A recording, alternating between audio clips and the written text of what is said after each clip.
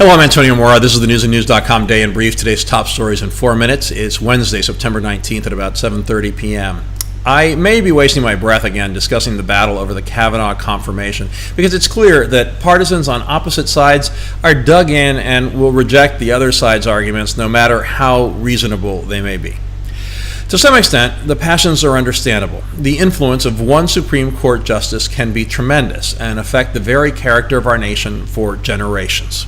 So, unfortunately, everything is colored intensely by politics, and the ensuing theatrics involve an awful lot of chest-thumping and holier-than-thou statements.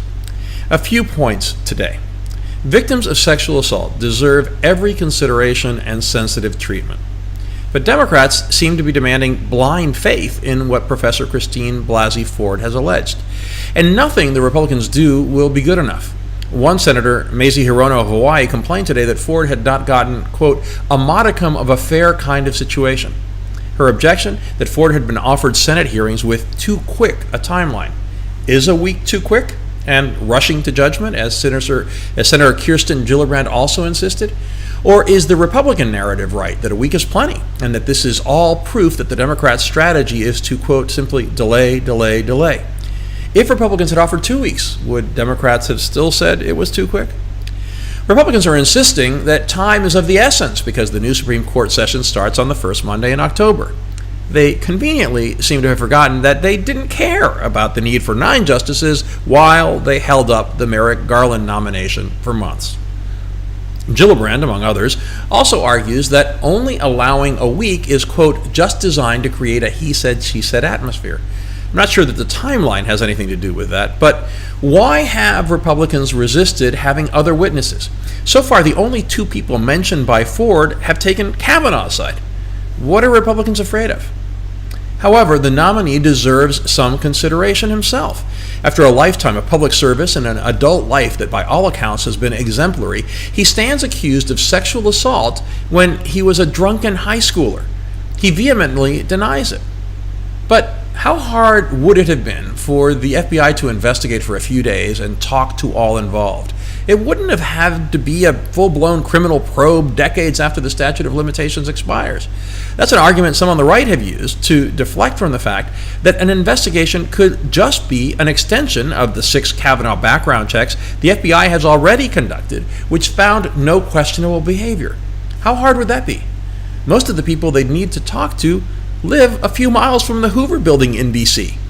Of course, that would involve acting rationally, which is too high a standard for D.C. politicians. It's understandable, if Ford allegations are true, that as a victim of sexual assault, she'd be reluctant to speak with the Senate. But then what? She holds up the Senate and the Supreme Court from moving forward? Even a major Trump antagonist and consistent liberal voice, Morning Joe's Mika Brzezinski, is questioning the fairness of Democrats' demands, saying, quote, there's no way of finding out what happened in high school, so we need to hear from her. But if she doesn't want to speak, if she doesn't want to testify, you have to wonder what the Republicans are supposed to do except demand a vote. Some of the other arguments are one-sided and distracting. It's true Trump has consistently taken the side of men in sexual misconduct allegations, and he is deservedly getting criticized for it. But do we think that he wouldn't take the side of whoever his nominee was, male or female? Others have argued that Ford's allegations deserve to be believed because few sexual assault allegations are false. That's mostly true. But should they be taken at face value, especially if she doesn't testify, as some seem to be calling for? According to the FBI and other studies, an average of about 5% of rape allegations are false. That's a small percentage, but it still represents thousands of cases a year. There's also no doubt the Ford allegations came suspiciously at the last minute, or at least were released at the last minute, and maybe Democrats behaved badly. But does that mean the allegations shouldn't be taken seriously? I've also heard 2 major pundits in less than 24 hours refer to how the nomination process has gone on for less than 50 days. Kavanaugh was nominated on July 9th. His nomination was sent to the Senate officially on the 10th. So that's at least 70 days, more than the historical average, as I've said before. Few of these statements are getting challenged by reporters and anchors.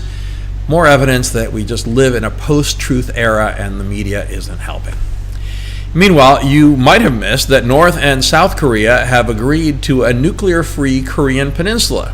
But Kim Jong-un is yet to seriously commit to taking strong steps in that direction and may just be doing what North Korea has done historically, dragging the process along while it continues to build its nuclear arsenal. Still, it's better to be talking than to just be exchanging threats. Also, Trump launched one of his most ferocious attacks yet on Jeff Sessions, saying he doesn't have an attorney general.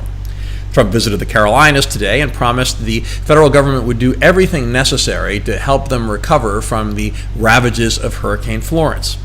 And finally, in the wake of Florence and Typhoon Mangkhut, some experts are calling for the hurricane scale to be expanded to include a Category 6. Something that seems to be a singularly bad idea. Storms have not exceeded the wind measurements included in the current scale, and focusing too much on the numbers is likely to create more problems than it solves. In fact, excessively focusing on the numbers is blamed for some of the issues with Florence, because people may have let down their guards when they saw that the storm declined from a 4 to a 1.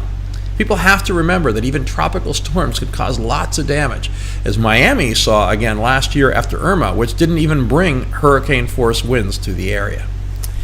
We have all those stories and much more updated around the clock on newsandnews.com 7 days a week. You will find everything you need to know there in one place. Please subscribe to our YouTube channel by clicking on the right of your screen just below this video. Please follow us on Facebook at Real News and News, and follow me on Twitter at AmoraTV. I will see you again tomorrow.